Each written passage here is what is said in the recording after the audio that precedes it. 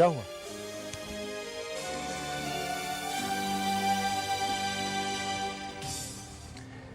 جب بچپن میں ہم یہاں کھڑے ہو کر نیچے وادی کی طرف پتھر پھینکا کرتے تھے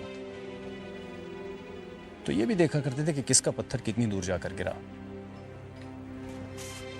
مجھے ڈر ہے کیپٹن شاہ کہ کچھ ہی سالوں بعد ہم یہ دیکھ رہے ہوں گے کہ پتھر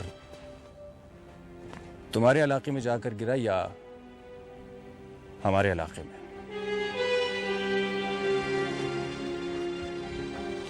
عظمت آباد ہم سب کا ہے. یہاں ہمارے تمہارے علاقے کب سے ہونے لگے؟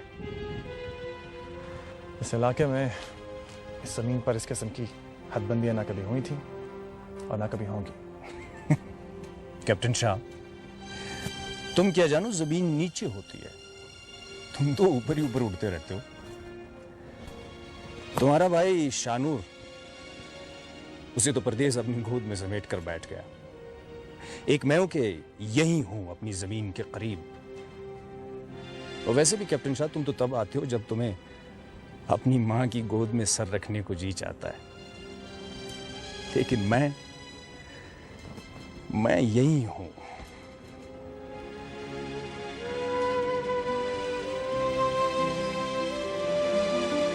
یہ وادی, یہ زمین, میری ماں مجھے کہیں نہیں جانے دیتی. تم اپنے باپ سے مختلف نہیں ہو ذرا. سنا ہے کہ امیر حیات کو بھی کبھی الٹی سیدھی کتابیں پڑھنے کا شوق پیدا ہو گیا تھا. شاید اسی لیے میرے بابا نے انہیں اپنا مشیر نہیں بنایا. حالانکہ حق ان کا تھا, ان کا حق تھا کیپٹن شاہ گل.